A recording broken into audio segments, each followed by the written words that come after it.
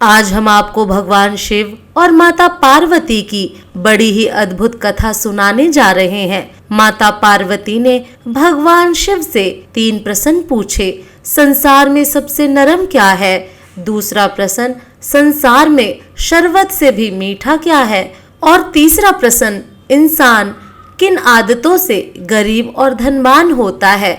अगर आप यह कहानी सुन रहे हैं तो पूरा सुनिए। इस कथा को आधा अधूरा छोड़कर जाने की गलती मत करिएगा, क्योंकि इस पवित्र कथा को आधा अधूरा छोड़ने से आपको पाप भी लग सकता है। इसलिए इस कथा को पूरा सुने। आप शिव भक्त हैं तो भोलेनाथ का अनादर ना करें। इसे सुनकर आपको आपके कष्टों और दरिद्रता से मुक्ति मिल जाएगी।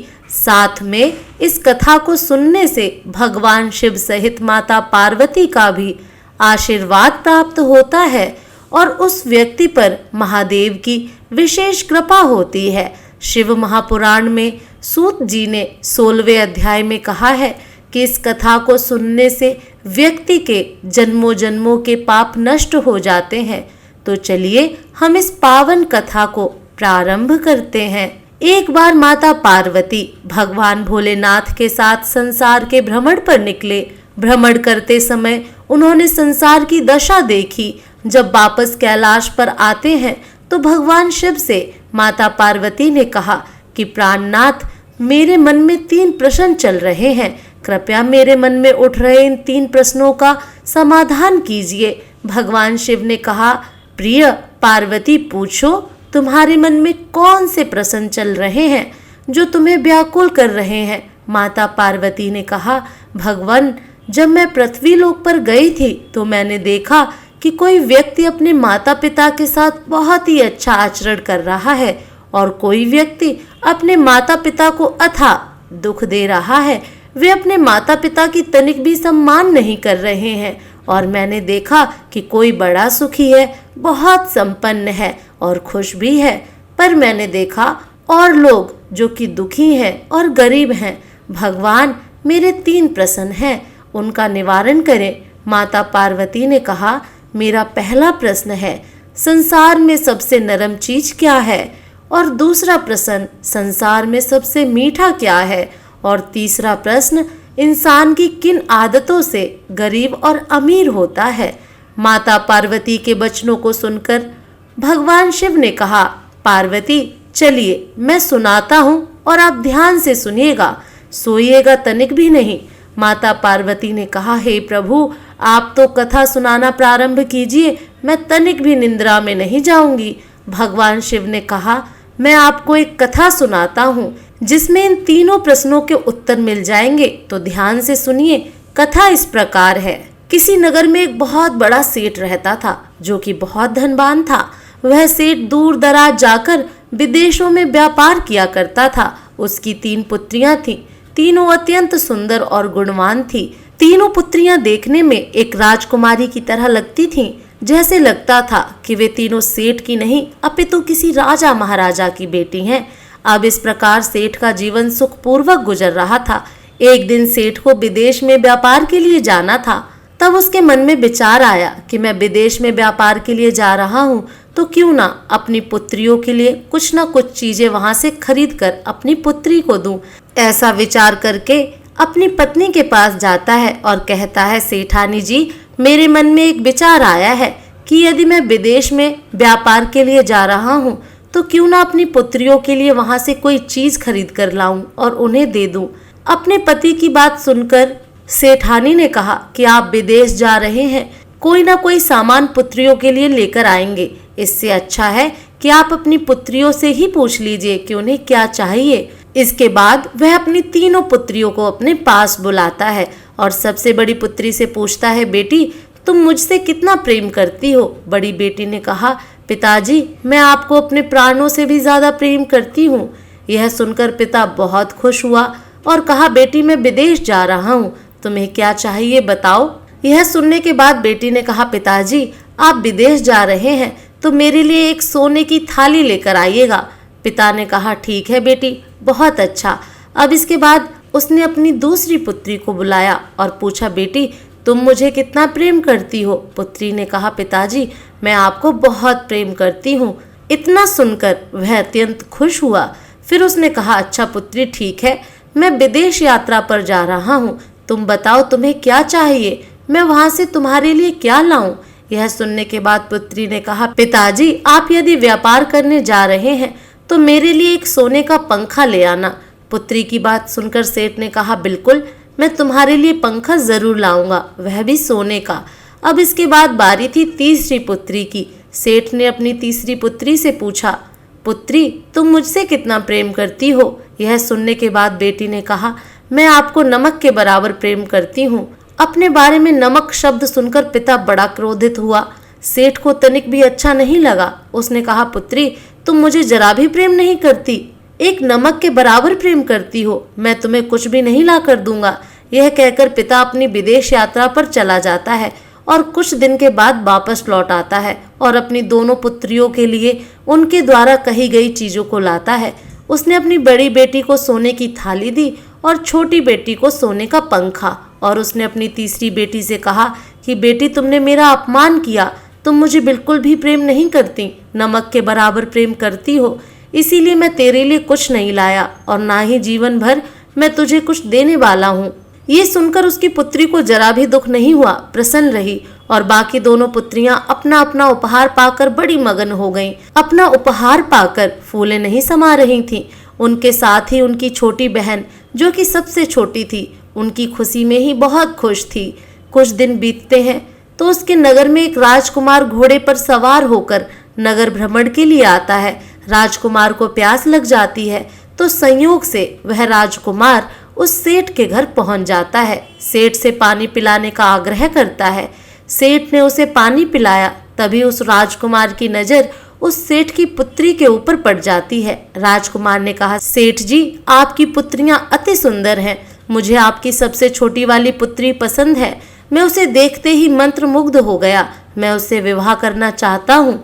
यह सुनने के बाद सेठ ने कहा, राजकुमार, आप मेरी पुत्री से विवाह करना चाहते हो, यह तो अच्छी बात है, ये मेरी पुत्री का सौभाग्य है, लेकिन मेरे पास मेरी दो बेटियां और भी हैं जो कि तीसरी वाली से बड़ी है, तो इसीलिए मैं बिना उन दोनों का विवाह किए अपनी तीसरी पुत्री का विवाह नहीं कर सकता। यदि तुम्हारी इच्छा हो तो तुम मेरी बड़ी बेटी से विवाह कर सकते हो। आगे भगवान शिव ने कहा कि पार्वती, तुम सो मत जाना, मेरी बातों को ध्यान से सुनना। पार्वती जी ने कहा, हे भगवान, मैं आपकी कथा को बड़े ध्यान से सुन रही हूँ, आगे कहिए। भगवान शिव ने कहा कि वहाँ राजकुमार सेठ से कहता है, मैं आपकी बड़ी पुत्री से विवाह कर लूँगा, लेकिन मुझे उससे पहले अपने माता पिता की आज्ञा लेनी होगी। इसके लिए मुझे आपकी पुत्री को अपने साथ राजमहल में ले जाना होगा। यदि मेरे पिताजी आपकी पुत्री को पसंद कर लेते हैं तो मैं आपकी पुत्री से विवाह कर लूँगा। तब इस बात के लिए सेठ तैयार हो जाता है। सेठ ने कहा, हे राजकुमार, मुझे आपके ऊपर पूर्ण विश्वास है, आप इस नगर के होने वाले महाराज हैं, इसलिए आप मेरी बड़ी पुत्री को अपने साथ लेकर जा सकते हो। यह सुनकर वह बड़ी पुत्री अपने माता पिता की आज्ञा पाकर उस राजकुमार के साथ उसके महल में चली जाती है। महल में ले जाकर उसका खूब आदर सत्कार करता है। उस राजकुमार ने उस लड़की को एक बहुत ही नर्म और मुलायम बिस्तर पर बैठने के लिए कहा। वह लड़की उस बिस्तर पर बैठ गई और बड़ी ही आनंदित हो उठी। उसे वह बिस्तर बड़ा ही नरम लगा। इसके बाद उस राजकुमार ने शरबत पीने के लिए दिया, जो शरबत अत्यंत मीठा था, वह बहुत ही सुंदर और सुगंधित था। अब लड़की शरबत पीकर बहुत आनंदित हो जाती है। आगे राजकुमारी ने उस लड़की से पूछा कि कन्या, तुम मुझे यह बताओ कि आज से पहले तुम इतने नरम बिस्तर पर बैठी थी? लड़की ने कहा, नहीं, मैं आज से पहले इतने नरम बिस्तर पर नहीं बैठी, यह बिस्तर अत्यंत ही नरम है। तब राजकुमार ने कहा, अब तुम मेरे दूसरे प्रश्न का उत्तर दो, क्या आज से पहले तुमने इतना सुंदर और सुगंधित मीठा शरबत पिया है? यह सुनकर उस लड़की ने कहा, नहीं राजकुमार, आज से पहले मैंने इतना सुगंधित और मीठा शरबत नहीं पिया। राजकुमार ने कहा, यह सेठ कन्या, तुम मेरी पत्नी और इस राज्य की रानी बनने की योग्य नहीं हो। जिस कन्या ने आज से पहले इतना मीठा शरबत नहीं पिया हो और आज से पहले इतने नरम बिस्तर पर नहीं बैठी हो, मैं उसके साथ विवाह नहीं कर सकता, वह मेरी रानी बनने के योग्य है ही नहीं। यह कहने के बाद राजकुमार उस लड़की को अपने पिता के घर छोड़ देता है और सेठ से कहता है, सेठ जी अब मैं आपकी दूसरी पुत्री को अपने साथ ले जाना चाहता हूँ, क्योंकि आपकी बड़ी पुत्री मेरी परीक्षा में असफल हुई है। इसीलिए मैं आपकी बीच वाली पुत्री की परीक्षा लेना चाहता हूँ।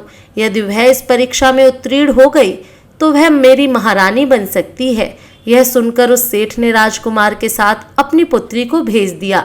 राजकुमार उस दूसरी पुत्री को भी अपने राजमहल में ले जाता है। उसी प्रकार से उसे शरबत देता है और नरम बिस्तर पर बैठाता है। और फिर अंत में राजकुमार ने उस लड़की से पूछा, हे सेठ कन्या, क्या तुमने आज से पहले इतना मीठा शरबत पिया है और इतने नरम बिस्तर पर बैठी हो? यह सुनने के बाद उस लड़की ने कहा, नहीं राजकुमार, आज से पहले मैं इतने नरम बिस्तर पर नहीं बैठी और ना ही आज से पहले इतना मीठा और सुगंधित शरबत पिया है। यह अत्यंत ही मीठा है। आगे माता पार्वती ने भगवान शिव से पूछा, तो प्रभु आगे क्या हुआ? भगवान शिव ने कहा, हे पार्वती आगे सुनो। उस राजकुमार ने उस लड़की से कहा, हे सेठ कन्या, तुम मेरी पत्नी बनने के योग्य नहीं हो। जो लड़की आज तक इतना मीठा शरबत और इतने नरम बिस्तर पर नहीं बैठी हो, वो इस राज्य की महारानी बनने के योग्य है ही नहीं। तुम मेरी परीक्षा में असफल रही। यह कहकर वह राजकुमार उस सेठ के पास जाता है, उस लड़की को सम्मान से सेठ के घर पहुंचा देता है और सेठ से कहता है, सेठ जी मैं अब आपकी तीसरी पुत्री को अपने साथ ले जाना चाहता हूँ। वह सेठ अपनी पुत्री को उस राजकुमार के साथ भेज देता है।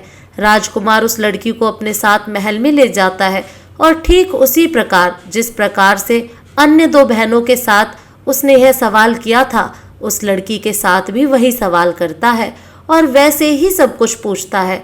उसने उस लड़की को नरम बिस्तर पर बैठाया और मीठा शरबत पीने को दिया और पूछा, हे सेठ कन्या, मेरे सवालों का उत्तर दो। मेरा सवाल है, क्या तुम आज से पहले इतने नरम बिस्तर पर बैठी हो और क्या तुमने आज से पहले इतना मीठा शरबत पिया है?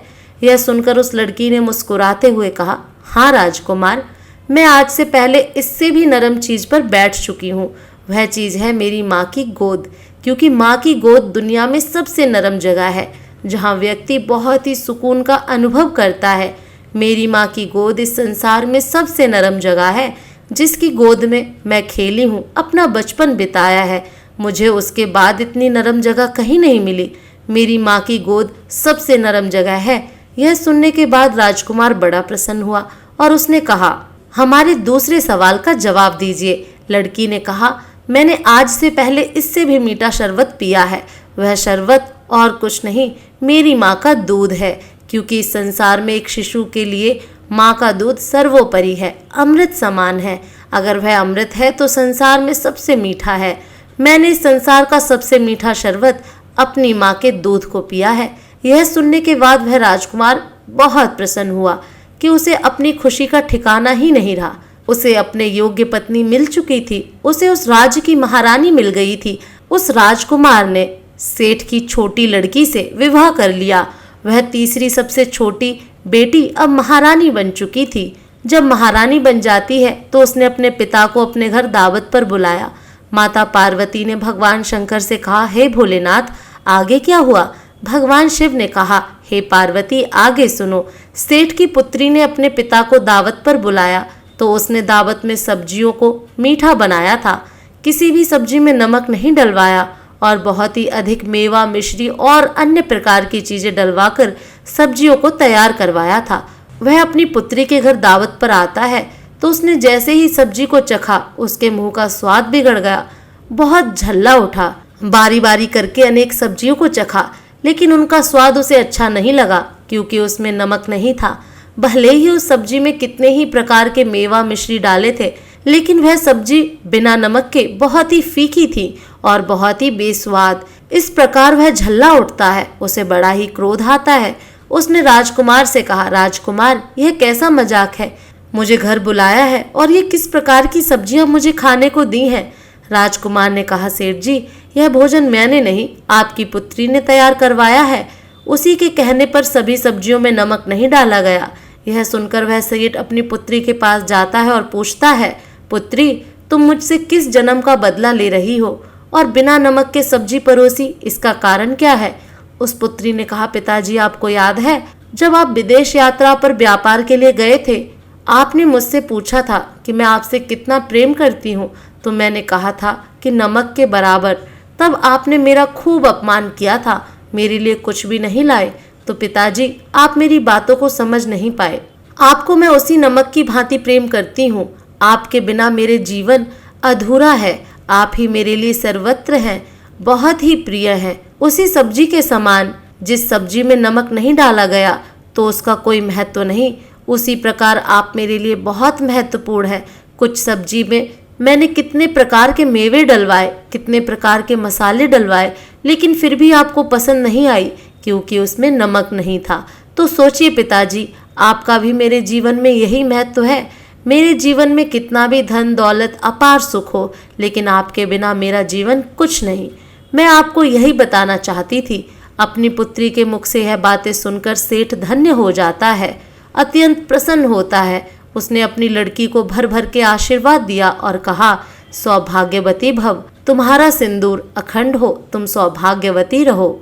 माता पार्वती ने कहा, हे स्वामी, आपने मेरे दोनों सवालों का उत्तर तो दे दिया, लेकिन मेरा तीसरा प्रश्न तो रह ही गया।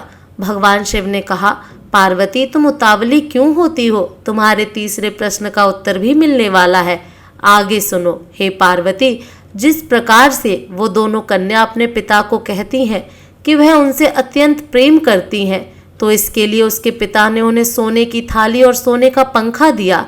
उन दोनों कन्याओं को अपने दिखावे के लिए बस इतना ही मिला, लेकिन छोटी कन्या को सत्य बोलने और अपने पिता से सच्चा प्रेम करने के लिए अपार धन दौलत और दुनिया भर की सुख सुविधा मिली। तो पार्वती, जो व्यक्ति अपने माता पिता से अथाह प्रेम करता है, उनका सम्मान करता है, आदर करता है और सेवा करता है, उस व्यक्ति को संसार में कभी दुख नहीं हो सकता। वह व्यक्ति हमेशा धनवान और अमीर बना रहेगा, क्योंकि सबसे बड़े उसके माता पिता का आशीर्वाद उसके साथ होता है। जब तक माता पिता का आशीर्वाद व्यक्ति के साथ नहीं होता, व्यक्ति चाहे जितना भी प्रयत्न कर ले, भगवान का भी आशीर्वाद उसे नहीं लगता। तो इसी प्रकार से माता पिता के आशीर्वाद की वजह से और सच्चा प्रेम करने की वजह से उस पुत्री का जीवन धन्य हो गया, और उन दो पुत्री को केवल एक सोने का पंखा और एक सोने की थाली मिली। यह सुनकर माता पार्वती धन्य हो गईं। उन्होंने कहा, हे प्रभु, आपको कोटि कोटि नमन। आपने जीवन के सार को समझाया, जो आपने बहुत ही बड़ी शिक्षा दी।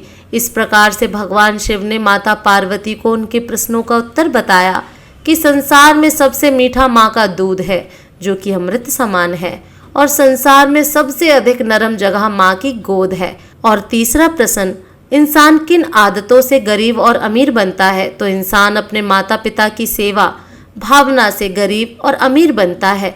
उम्मीद है आप सभी को यह वीडियो अच्छी लगी होगी।